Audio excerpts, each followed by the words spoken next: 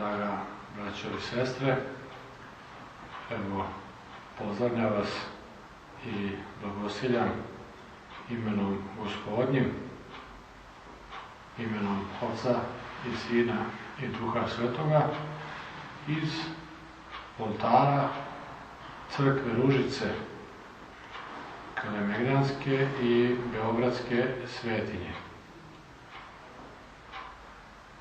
Pre par dana smo imali priliku da se vidimo i razmenimo par duhovnih reči ispred kapele Svete Petke, a danas se javljam i razgovaram sa vama koji ste u svojim domovima, koji ste u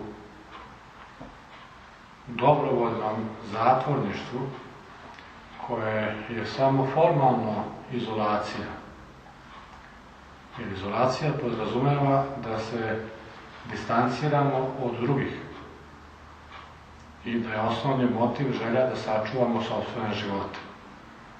A ovde je na fizičkom nivou reč o izolaciji, a upravo ovakvi duhovni razgovori i tumačenja nam pokazuju, otkrivaju drugu dimenziju, da motivi našeg dobrovoljnog zatvorništva, odnosno povlačenja iz javnog i zajedničkog života, nisu sebični, da se oni ne mogu svesti na brigu samo o sebi i svojoj porodici, iako naravno to ne isključuju, nego da je osnovni motiv ili podjednako važan motiv briga o drugima. Hvala Bogu, mi smo juče ovdje služili svetu liturgiju, kao što je ona služena u najvećem broju pravoslavnih hramova naše pomesne crkve, ali smo je služili u skladu sa blagoslovom njegove svetosti, mi ovdje u arhipiskopiji, i koji je usklađen sa preporukama zdravstvenih organa i vlasti. Tako da nije na taj način, s jedne strane, nisu ugrožavani životi ljudi, ali s druge nije ugrožena ni vera, ni teologija crkve. Javljam se i razgovaram, u smislu govorim vam iz prividno praznog hrama. U njemu nema ljudi i postavlja se pitanje da li je to što vidimo krajnja istina ovog molitvenog prostora, odnosno da je on ispražnjen od fizičkih tela. Da li je recimo juče, kada je ovdje bilo do 5 ljudi, sveštenoslужitelja i pomagača, sve ostalo bilo prazno, odnosno da li su naši vernici stvarno i suštinski odsutni iz ove svetinje bilo koje druge.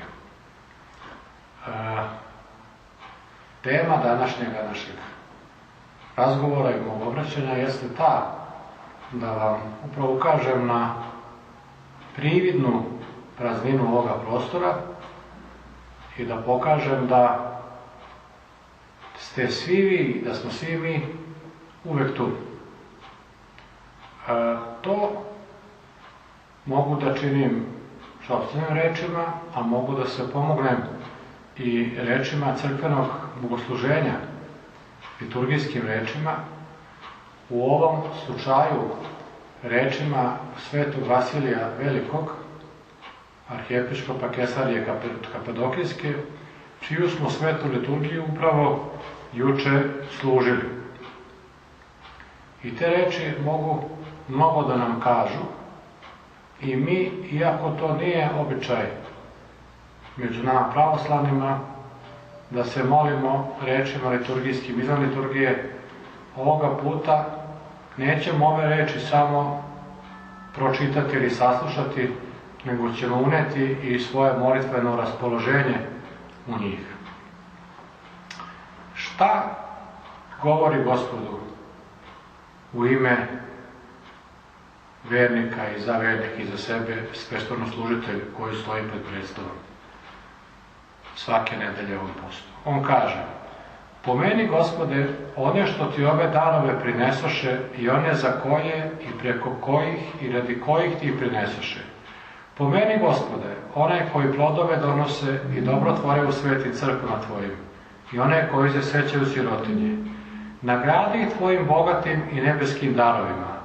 Daruj im umjesto zemaljskih dobara nebeska, umjesto privremenih večna, umjesto prolaznih neprolazna. Pomeni, Gospode, one po pustinjama i po gorama i po pećinama i po gudurama zemaljskim. Pomeni, Gospode, one što žive u devstvenosti, u pobožnosti, podvižništvu, čestitom životu. Pomeni, Gospode, blagoverni narod naš, naoružaj ga oružjem istine i daruj mu pobedu nad vidljivim i nevidljivim neprijateljima, da tih i miran život poživimo u svakoj pobožnosti i čistoti. Dobre sačuvaj dobroti Tvojoj, rđeve dobrotom Tvojom obrati u dobre.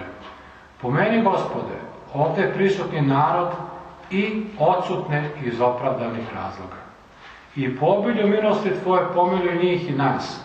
Domove njihove napuni svakim dobrom, brakove njihove sačuvaj u miru i slozi, decu odgaji, omladinu vaspitaj, stare ukrepi, malodušne uteši, rasejane saberi, zabludale obrati i prisjedini Tvoje sveto sabornoj i apostolskoj crkvi.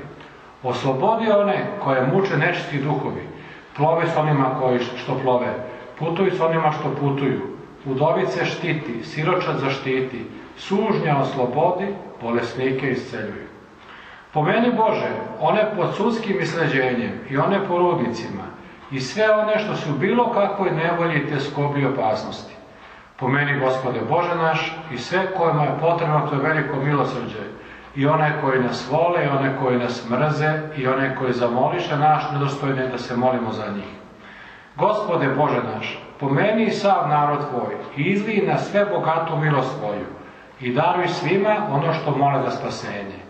I one koje mi ne spomenusmo zbog neznanja ili zbog zaborava ili zbog mnoštva imena, Ti sam, Bože, pomeni, znajući svačiji uzrast time, znajući svakoga još od utrobe matere njegove, jer si Ti, Gospode, pomoć bespomoćnima, nada beznadežnima, spasitelj vitalnima burom, pristanište onima koji plove, lekar bolesnima. Sam budi svima i sve, Ti koji znaš svakoga, znaš i molbu i dom i potrebu njegovu. Izbavi, Gospode, grad ovaj i svaki grad i kraj od gladi, pomora, zemljotresa, poplave, požara, pokolja, najezde tuđinaca i međusobnog rata. Pogledajte, draga braćo i sestre, kako je bio bogonadahnut Sveti Vasilij Veliki kada je pisao ovu molitvu. Pogledajte dubinu ovih reči i njihovu aktuelnost. Pogledajte za šta sve crkva vapije kada se moli. Životne situacije koje nas okružuju, za one koji su putuju, koji su sada privremeno se nalaze po raznim aerodromima po cijelom svetu i koji će biti uskoro dovedeni ovdje. Crkva ih krepi molitveno dok prolaze ti sati, dok iščekuje da dođu avioni po njih. Crkva se moli za one koji su pogođeni zemljotresom. Crkva se moli za bolesne. Crkva se moli za one koji su na različite načine fizički odsutni iz njenog prostora. Ovdje nije reč samo o onima koji su, recimo, kako smo sad rekli, u svojim domovima, nego kaže koji su po gorama, po pećinama i po gudurama zemaljskim, iako fizički nisu ovdje prisutni. Oni su kroz molitvu crkve prisutni pred licem Božijim. I kaže, pomeni one, sve pomeni, Gospode, i one koje zbog mnoštva imena mi ne pomenusmo. Vi, braćo i sestre, koji ste malo aktivniji vernici, znate, a ostali se sada nauče, da uvek kada dođemo na službu, mi donesemo spisak svojih imena. Na tom spisku su zapisani i oni koji su prisutni ali mnogi koji nisu mogli da dođu, koji su na putu ili negde, ili su stari, ili ne znam ja šta su, koji imaju neku duhovnu potrebu. I onog momenta kada sveštenik to čita i pomenje, moli se Bogu, oni kroz tu molitvu bivaju prisutnjeni. Tako svi vi, svako od vas, koji je sada u svom domu, koji juče nije bio u hramu i neće biti možda sutra i prekosutra i dok ovo traje, on nije izvan hrama, zato što oni koji jesu i mogu da budu poštujući zakonska ograničenja i određenja zdravstvena, oni ovdje se ne mole sami za sebe i samo za sebe, nego se mole za sve vas. I vi ste kroz tu molitvu ispunili hram. I ako neko gleda ovaj prostor fizičkim očima, on vidi da je prazan. Ali ako neko gleda ovaj prostor duhovnim očima, odnosno očima vere, on vidi ovdje stotine i hiljade ljudi, žive i mrtve, pokojnike. Sve vidi ovdje. Jer molitva ih silom Duha Svetoga čini prisutnima. Rekli su nekoliko arhijereja naše crkve i rekao je recimo i poglavar Grčke crkve da sada naši domovi postaju hramovi. Kroz molitvu i ljubav prema bližnjima zbog koje ne idemo da rizikujemo njihove živote. Ali ne samo to. Hramovi ne prestaju da bivaju hramovi time što su naši domovi postali hramovi. Upravo iz postojanja hramova, molitvenih mesta i bogoslužbenih mesta moguće je da domovi budu hramovi. Recimo, i u nekom krajnje pooštrenom režimu koji može da usledi, kada kretanje bude onemogućeno, uvek postoji mogućnost, a to što crkva posjeduje i takve institucije i prostore, da se nastavi bogosluženje i da služe oni koji su na tom mestu žive. Recimo, to su manastiri. Manastiri se zatvore, niko ne može doći sa strane, a imaju kapele i oni nastavljaju da bogosluže. Episkopski dvorovi imaju kapele. I druge crkvene škole, recimo, ako neko živi u toj zgradi, taj sveštenik je dužan i obavezan da dođe i da odsluži svetu službu. On i ko je tu s njim, s kim već deli taj životni prostor. Niko sa strane. Zašto? Zato što svaka ta liturgija, u 3, 4, 5, 10 takvih liturgija, u 100 takvih liturgija, mi svi ostali stajemo. Molitva crkve nikada ne prestaje. Jer crkva je upravo to, zajednica koja se moli. I sada, ovo pričam, da bi vam poslao jednu utehu, da bi vam poslao jednu poruku, da odagnam i strah i sumnju i nelagodnost i grižu savesti koju neki naši vernici mogu da imaju, zato što misle da su odsutni iz hramova. Nisu odsutni.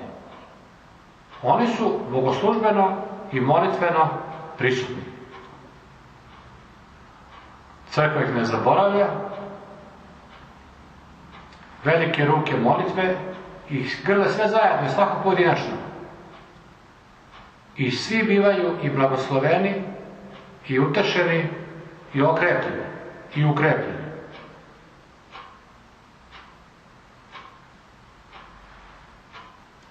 Molimo se Bogu da nas Gospod sačuva od ovoga iskušenja, da nam da snage i trpljenja,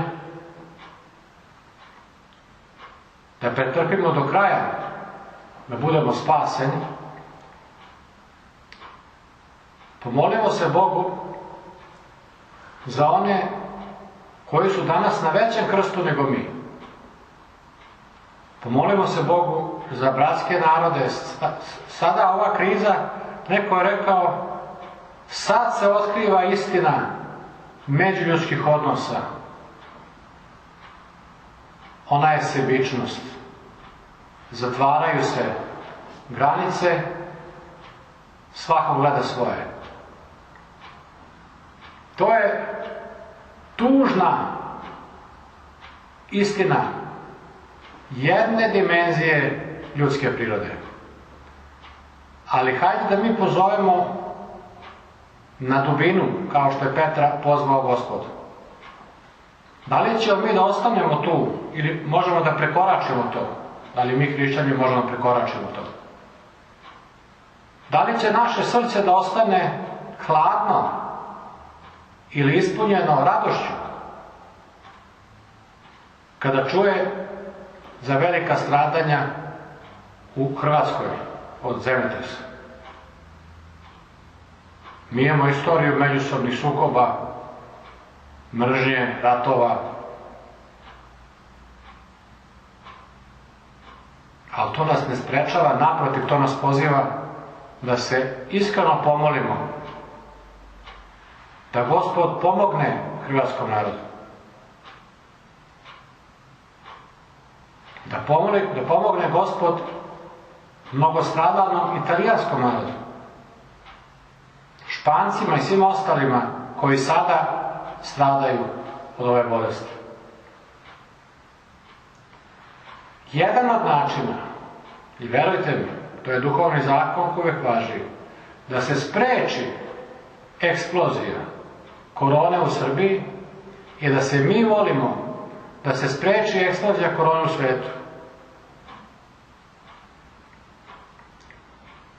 Molitveni odgovor podrazumeva brigu o drugima i o svima, ne samo nama samima. I Gospod kada vidi takav narod, on ga blagosilja, čuva, šalje mu silu svoju, pomoć svoju. Dakle, ostajemo u svojim domovima, ozbiljni smo, pravilno koristimo vreme, molimo se Bogu, brinemo se o drugima. Oni koji su mlađi mogu da idu, pitaju komšije stare da li mogu da im pomognu. Ohrabrujemo svoju decu, ne puštamo strah u naša srca, zato što ih ispunjavamo molitvom i ljubavlju i živimo dane koji su pred nama. A crkva koja se moli i koja ne može i ne sme da prestane da se moli na način na koji je u određenom momentu moguć, ali uvek se moli se za sve vas. Blagodat Gospoda našega Isusa Hrista i ljubav Boga i Oca i zajednica Duha Svetoga da bude sa svima vama i nama. Amin.